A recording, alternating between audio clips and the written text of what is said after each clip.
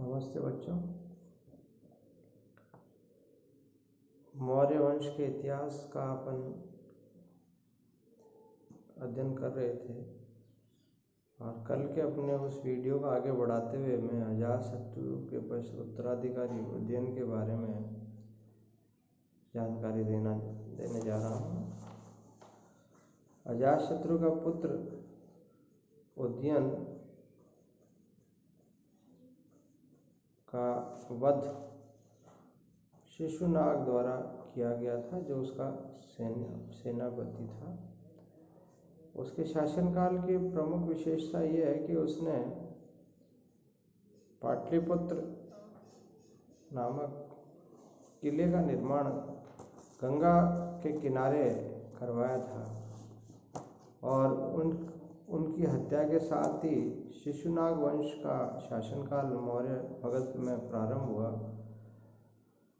शिशुनाग के शासनकाल की मुख्य विशेषता है कि उसने अवंती पर कब्जा किया था और उसके पुत्र कालाशोक ने राजगिरी से अपनी राजधानी बदलकर पाटलिपुत्र कर दिया गया था। उसका भी वध उसके सेनापति महापद्मानंद ने किया था, जिसने कि नंदवंश की स्थापना की।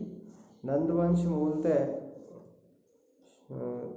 शूद्र जाति का थे और इनका जो धर्म था वो जैन धर्म था। इनका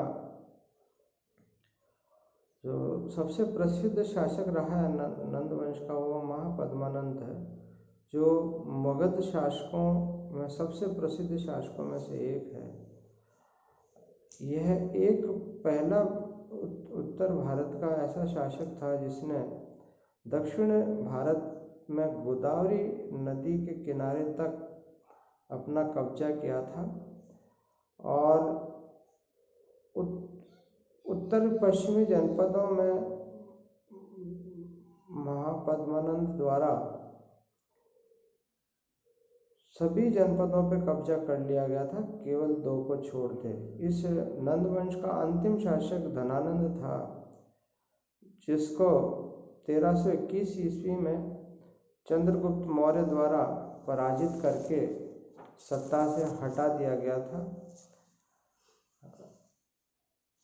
उत्तरी पश्चिमी जनपदों को मगध के शासकों ने क्यों छोड़ा, इसके पीछे कई कारण हैं और जो प्रमुख कारण है कि इन 2 जनपदों पर ईरान के शासकों का कब्जा था और वो अपने आप में बहुत बड़े योद्धा थे। जो विदेशी शासक सबसे पहले भारत में आया वह था साइरस, और साइरस का पोता डेरियस ने उत्तरी पश्चिमी भारत के उन 2 जनपदों पर कब्जा किया था। प्रसिद्ध इतिहासकार हेरोडोटस के अनुसार भारत के 28 प्रांतों में से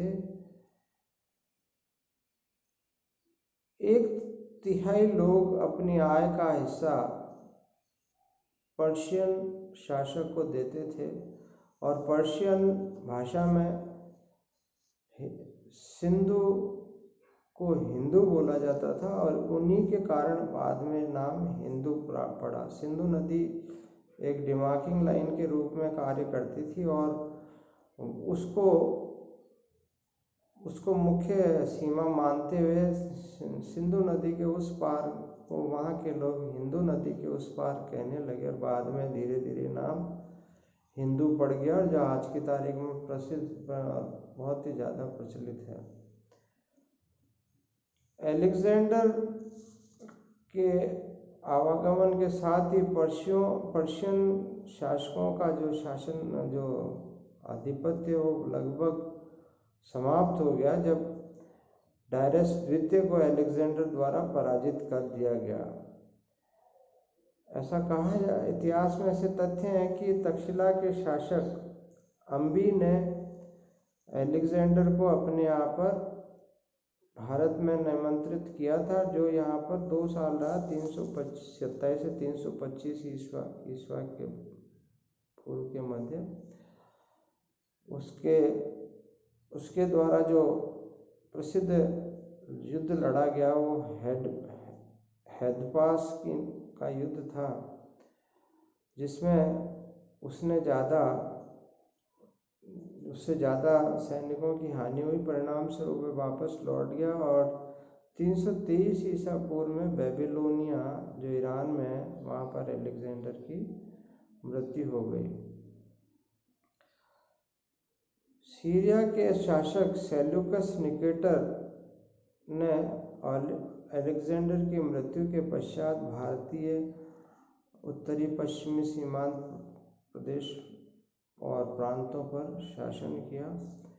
इसी को हम आगे बढ़ाएंगे कल अपने नए व्याख्यान में। धन्यवाद।